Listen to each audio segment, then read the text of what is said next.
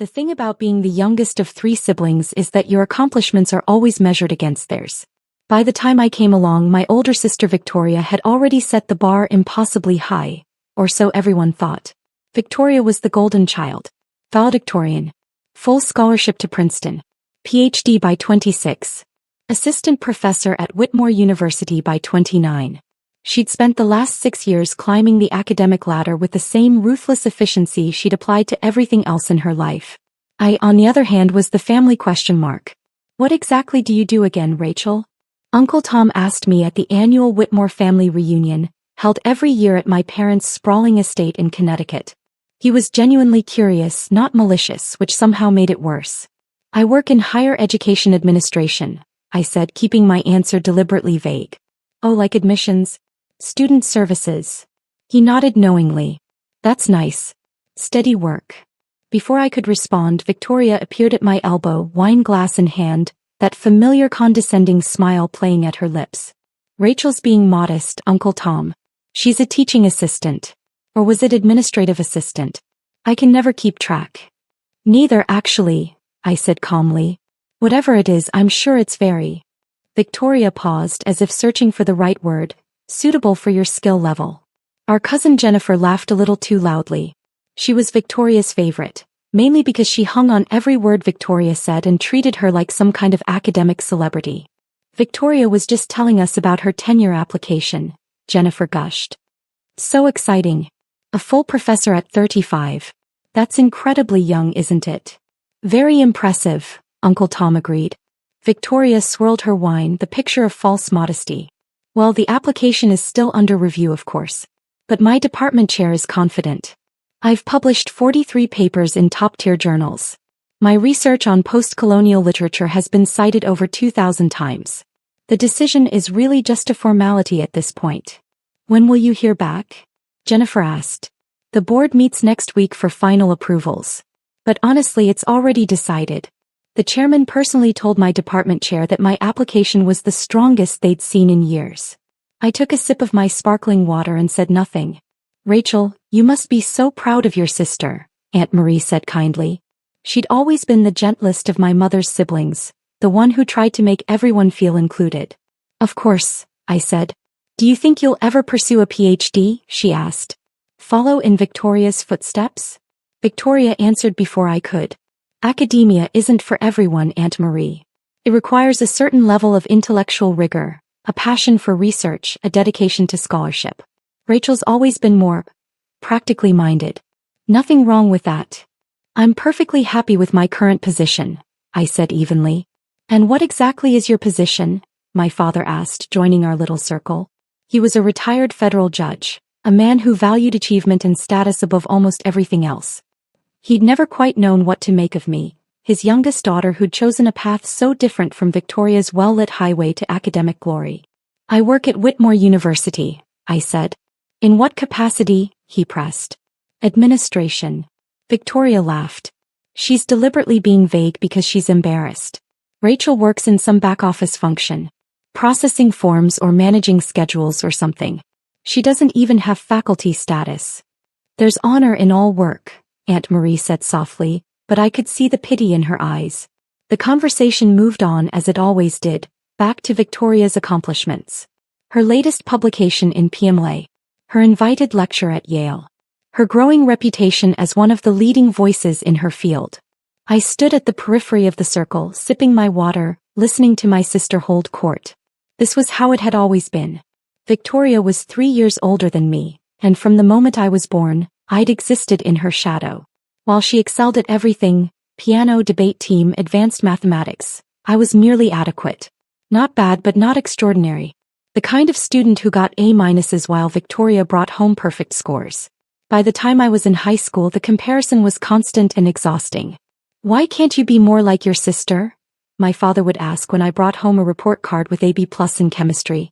Victoria never got anything lower than an A. So I'd stopped trying to compete.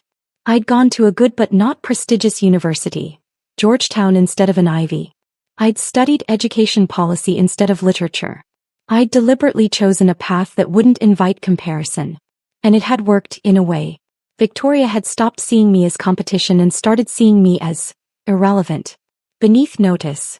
The little sister who'd failed to live up to her potential and settled for mediocrity. Which was exactly what I'd wanted her to think. Rachel, dear, could you help me bring out the appetizers?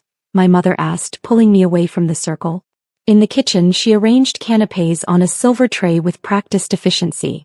You know your sister doesn't mean to be hurtful, she said without looking at me. Of course not, I replied neutrally. She's just excited about the tenure decision. It's a big moment in an academic career. You understand, don't you? I understand perfectly. My mother finally looked at me, her eyes searching. Are you happy, Rachel? In your work? Very happy. Because your father and I worry. You're 32 years old and you've never really established yourself. Not the way Victoria has. We just want to make sure you're not drifting. I'm not drifting, Mom. Because if you wanted to go back to school, get a graduate degree, we could help. It's not too late to have a real career. I smiled. I have a real career. She patted my hand. Of course you do, dear. Back in the garden, Victoria was surrounded by admirers.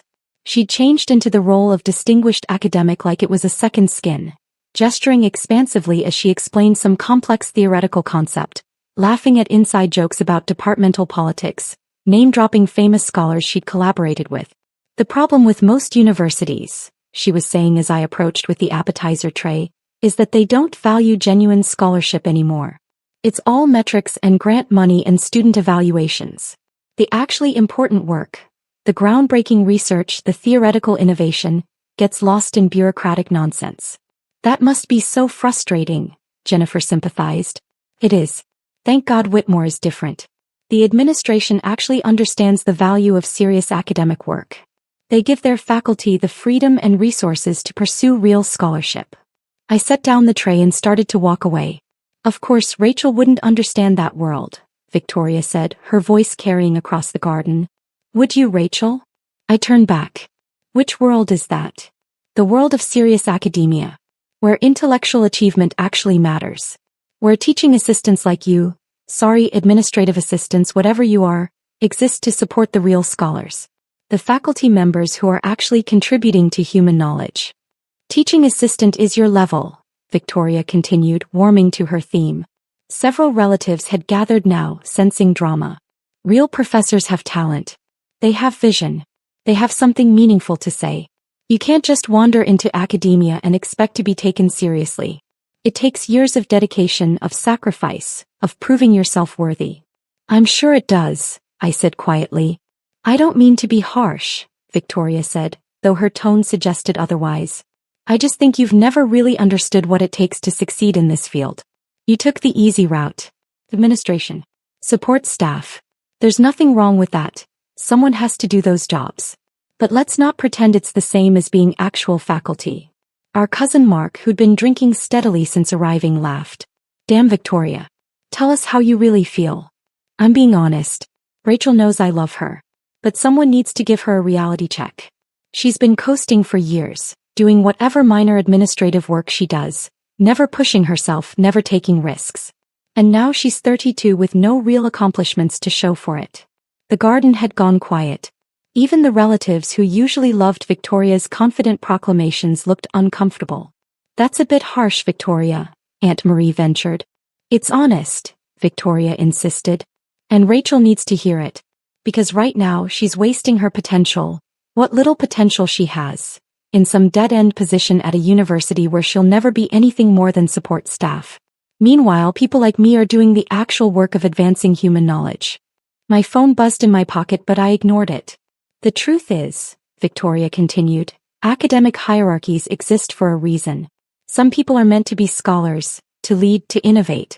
Other people are meant to support those efforts in background roles. And that's fine. We need both. But Rachel needs to accept which category she falls into and stop pretending she's something she's not. What exactly do you think I'm pretending to be?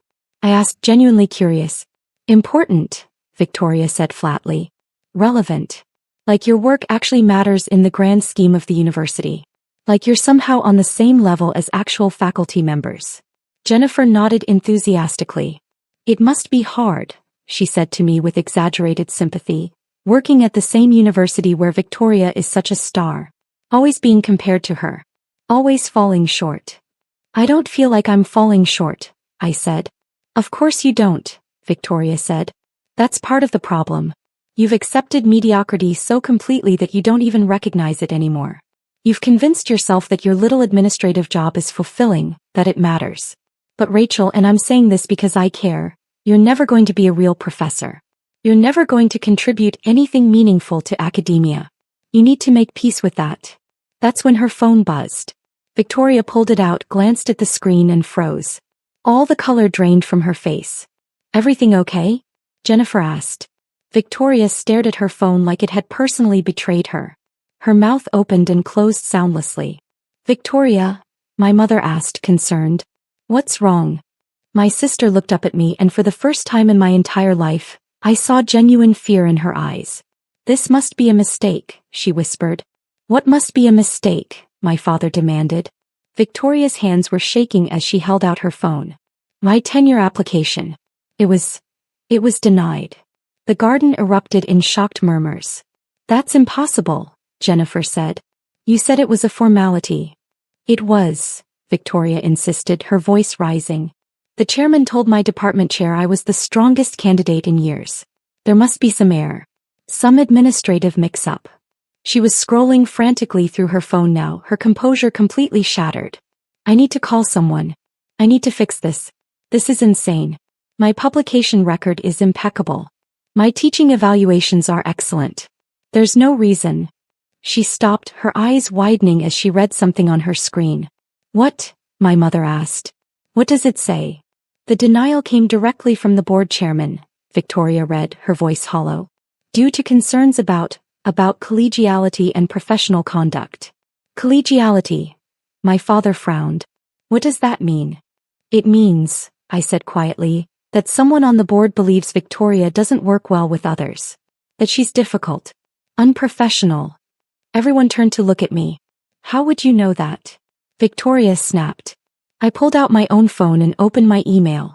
Because I received a copy of the decision an hour ago. All board members do. The silence that followed was absolute. Board members, my father repeated slowly. I turned my phone around so everyone could see the email signature. Dr. Rachel Whitmore, Chairman, Board of Trustees, Whitmore University. Victoria made a sound like she'd been punched in the stomach. You're the chairman? Jennifer whispered. For the past 3 years, I confirmed. I was the youngest board chairman in the university's 150-year history. Appointed at 29. My mother sat down heavily on a garden bench. But you said you worked in administration, Uncle Tom said, confused. I do. The Board of Trustees oversees all university administration. We make decisions on budget allocation, strategic planning, major personnel decisions, and yes, tenure approvals. Victoria was staring at me like I was a stranger. You've been on the board this whole time? I've been at Whitmore for 10 years, I said. Started as an assistant to the previous chairman, Dr. Morrison, right after I got my master's degree from Georgetown. He mentored me, brought me into board meetings, taught me university governance. When he retired, he recommended me as his successor. The board voted unanimously to appoint me. But you never said anything, my mother breathed. You never asked, I replied simply. Every time we had a family gathering, you asked Victoria about her work and assumed I was doing something clerical. I tried to correct you a few times early on, but Victoria would talk over me, or the conversation would move on, or someone would make an assumption about my role and I'd just let them. Why? My father demanded. Why would you let us believe you were some low-level administrator? Because it was easier than dealing with Victoria's reaction, I said, looking at my sister. Because I knew that if you all understood what I actually did, it would create conflict. Victoria has built her entire identity around being the successful one, the accomplished one, the sister who made something of herself. I didn't want to take that from her. How considerate, Victoria said bitterly. I'm serious, I said. Victoria, you're a brilliant scholar. Your research is genuinely important. You're an excellent teacher. But you've spent the last decade treating everyone around you, including me, like they're beneath you. Like support staff and administrators are inferior beings who exist only to enable real faculty like you. That's not. It is, I interrupted. And it's created problems. Multiple problems. Which is why your tenure application was denied. The garden was so quiet I could hear birds chirping in the distance. You denied my tenure? Victoria's voice was barely above a whisper.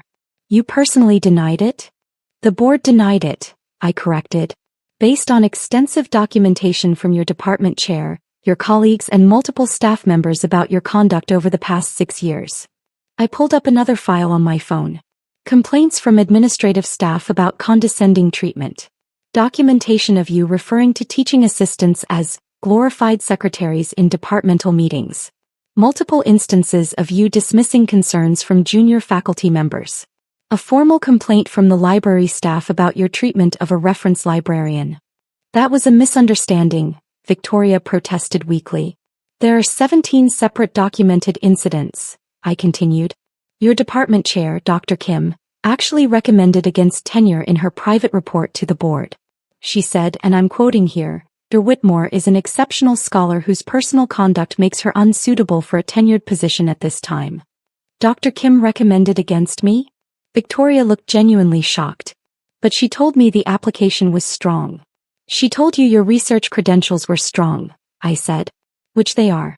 But Victoria, tenure isn't just about publications. It's about being a positive, collaborative member of the academic community.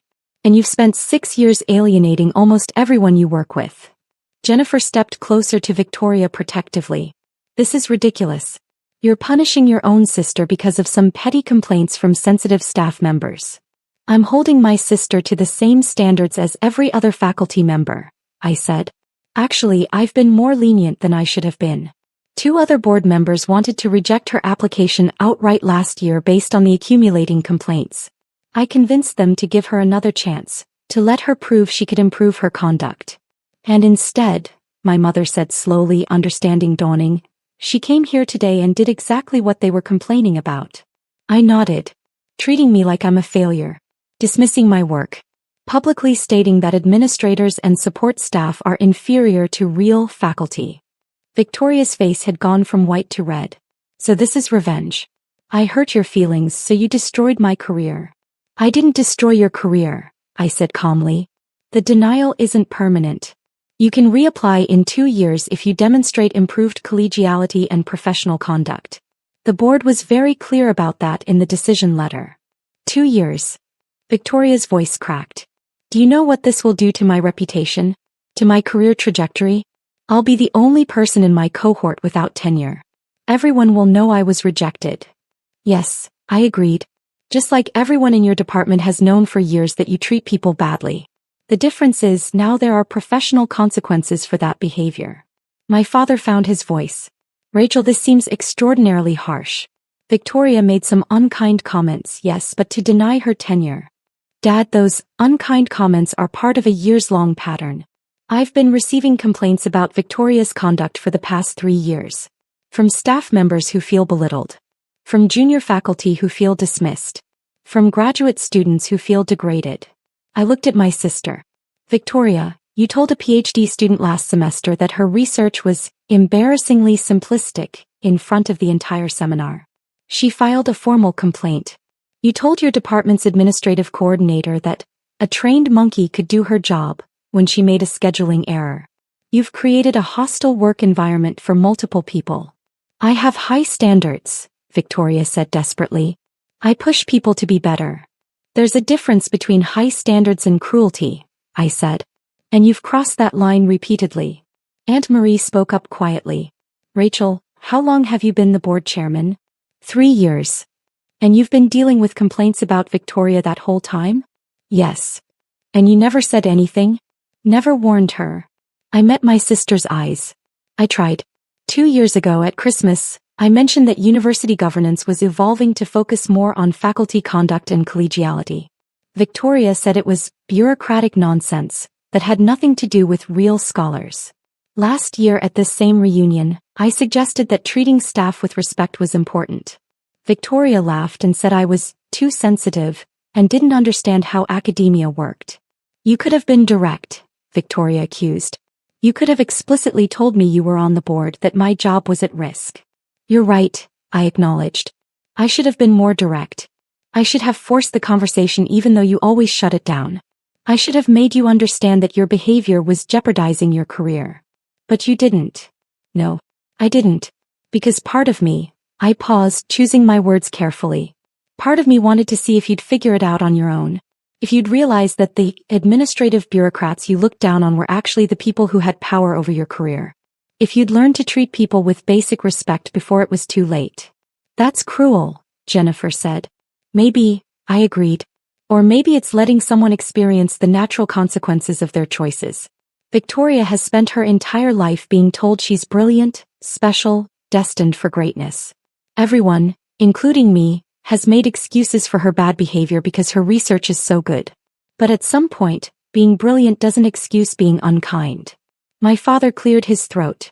So what happens now? Now Victoria decides whether she wants to use the next 2 years to demonstrate professional growth, or whether she wants to look for a position elsewhere. Several other universities have expressed interest in recruiting her, though they'll certainly ask why she didn't get tenure at Whitmore. And you'll tell them what? Victoria asked bitterly. That I'm a horrible person who doesn't deserve an academic career? If they ask for a reference, I'll tell them the truth. That you're an exceptional scholar with significant interpersonal challenges that need to be addressed. I won't sabotage your career, Victoria. But I won't lie for you either. The party had completely fallen apart now. Relatives were making excuses to leave, uncomfortable with the family drama they'd witnessed. My parents looked shell-shocked, trying to reconcile their understanding of both their daughters with this new reality. Victoria stood frozen in the center of it all, her phone still clutched in her hand, her entire identity crumbling around her. I need to go, she finally said. I need to figure out what to do. She walked toward the house, then stopped and turned back to me. You know what the worst part is? Not that you denied my tenure. Not even that you let me humiliate myself at this party. The worst part is that I genuinely believed you were nobody. That you were a failure. That I was the only one of us who'd made something of herself. I know, I said softly. And you let me believe it. Yes. She shook her head slowly. I don't know if I can forgive you for that. I understand. She left, and Jennifer followed after shooting me a venomous look. The remaining relatives dispersed quietly, leaving me alone in the garden with my parents. Well, my mother said eventually. This has been quite a revelation. I'm sorry it came out this way, I said. My father was studying me like I was a case file he needed to analyze. 3 years as board chairman. At 32 years old. That's actually quite impressive. Thank you. Why didn't you tell us? I sat down on the bench next to my mother. Because it would have changed everything. You would have started comparing us differently. Victoria would have felt threatened. Every family gathering would have become a competition about who was more successful. I just wanted to do my work without it becoming a thing. But it became a thing anyway, my mother pointed out. Yes. Because Victoria's behavior made it a thing. If she'd been even minimally professional, if she'd treated people with basic respect, she would have gotten tenure and none of this would have come out. My father sat down heavily. I owe you an apology, Rachel. We all do. We've been dismissive of your career, your accomplishments. We assumed. You assumed exactly what I wanted you to assume, I interrupted. I'm not blameless here. I could have been more forthcoming. I chose not to be. Still, he said. We should have asked. We should have cared enough to find out what you actually do. We sat in silence for a long moment. What will happen to Victoria? My mother asked quietly. Really? That depends on her, I said honestly. If she uses this as a wake-up call, if she genuinely works on treating people better, she can reapply and probably get tenure. The board isn't trying to end her career, we're trying to make her understand that scholarship alone isn't enough. And if she doesn't change? Then she'll probably take a position at another university, treat people there the same way and eventually face the same consequences. Or she'll luck out and find an institution that doesn't care about collegiality as long as the publications keep coming. My mother took my hand. Are you happy? In your work? Very happy, I said, and this time I knew she believed me. Running a university at your age, that must be incredibly stressful. It is. But it's also rewarding. I get to shape policy, support innovative programs, help faculty and students succeed. It's challenging and meaningful and exactly what I want to be doing. My father nodded slowly. I'm proud of you, Rachel. I should have said that before. Thank you, Dad. As the sun set over the garden, I thought about Victoria. About the sister who'd been so certain of her superiority, so convinced of her importance, that she'd never bothered to look closely at the people around her, who'd built her self-worth on being better than everyone else, especially better than me. And I thought about all the graduate students and staff members who'd filed complaints over the years. People who'd been hurt by her casual cruelty, her thoughtless dismissals, her conviction that some people just mattered more than others. I'd given her every chance to change, every opportunity to recognize that her behavior was problematic. And she'd missed them all because she'd been too busy feeling superior to notice. Maybe in 2 years she'd reapply. Maybe she'd have learned something. Or maybe she'd spend the rest of her career convinced that I'd destroyed her out of spite, never understanding that she'd destroyed herself through 1,000 small acts of unkindness. Either way, I'd done my job. And tomorrow I'd go back to the office and continue doing it. Because that's what board chairmen do. We make the hard decisions. We hold people accountable. And we build institutions where everyone, from the most distinguished professor to the newest administrative assistant, is treated with dignity and respect. Even if it means denying your own sister's tenure application. Especially then.